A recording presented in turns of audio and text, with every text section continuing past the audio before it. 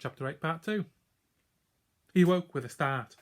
Again, he had that feeling of being watched, but this time it was different. There was a smell in the air, strong, hot, strong and familiar, a little like hedge mustard, although his sleep-fuddled mind couldn't place it. Then he saw the gleam of eyes on the other side of the fire. His hand tightened on his axe. "Who are you?" he said hoarsely. The creature grunted. "Who are you?" Torak repeated. It moved into the light. Torak tensed.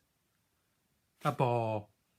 An enormous male, fully 2 paces from snout to tail, and heavier than 3 sturdy men. Its large furry brown ears were pricked, and its small clever eyes met Torak's warily. Torak forced himself to stay calm.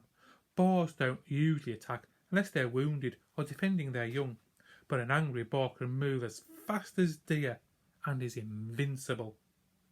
"I mean you no harm," he told the boar, knowing it wouldn't understand, but hoping his tone would carry this meaning. The large ears twitched. Firelight gleamed on its yellow tusks.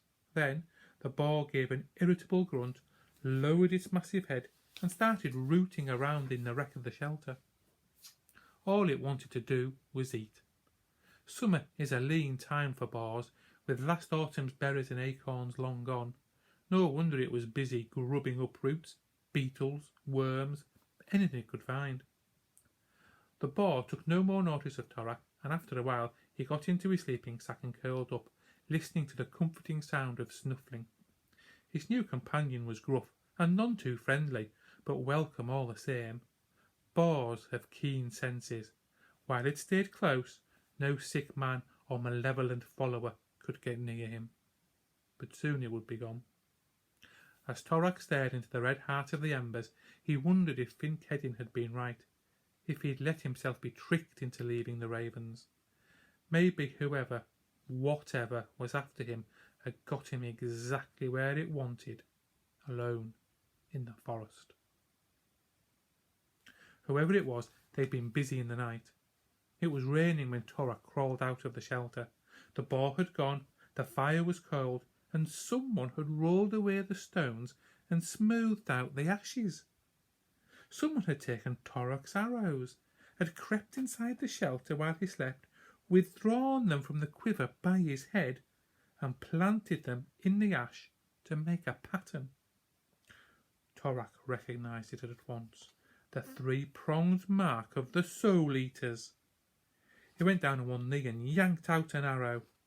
"All right," he said, as loud as he got to his feet. "I know you're clever, and I know you're good at sneaking up on me, but you're a coward if you don't come out and face me right now." No one emerged from the dripping undergrowth. "Coward!" shouted Torak. The forest waited. His voice echoed through the trees. "What do you want? Come out and face me. What do you want?" Rain pattered on the leaves and ran silently down his face. His only answer was the rattle of a woodpecker far away.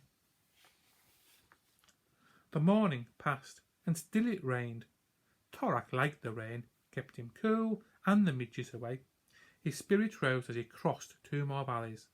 The feeling of being watched lessened. He heard no more demented howls. Maybe that was because the boar was keeping him company. He didn't see it, but he kept finding traces of its presence. Big patches of churned up earth where it had rooted for food. A muddy wallow beside a much-rubbed oak tree where it had a good scratch after taking a bath.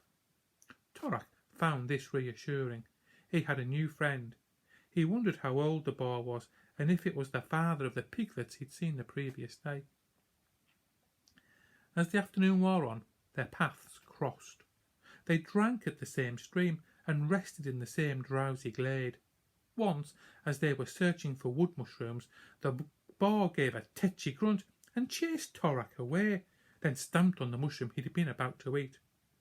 When Torak went to look, he saw why.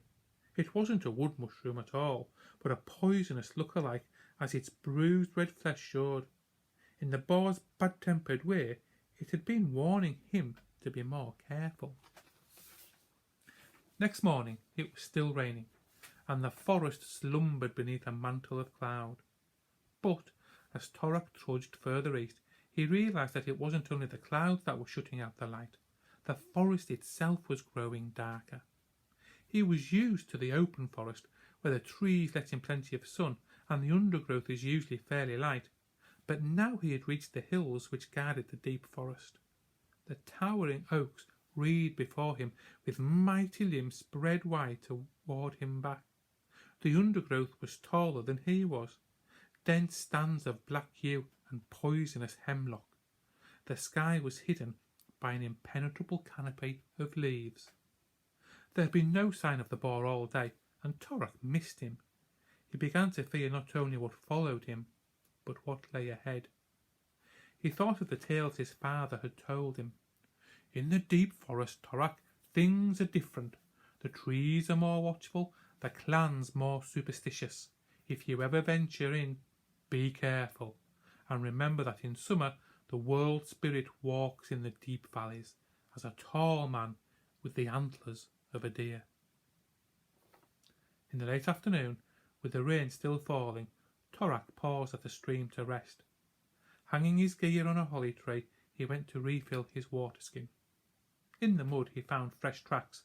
The boar had been here before him, and recently. The tracks were sharp, their dew claws deeply indented. It was good to know that his friend was close. As he knelt to fill the water skin, he caught the familiar mustardy scent and grinned. I was wondering where you'd gone. On the other side of the stream, the bracken parted, and there was the boar. Something was wrong. The coarse brown fur was matted with sweat. The small eyes were dull and rimmed with red. Torak let fall the water skin and backed away. The boar gave a squeal of rage and charged.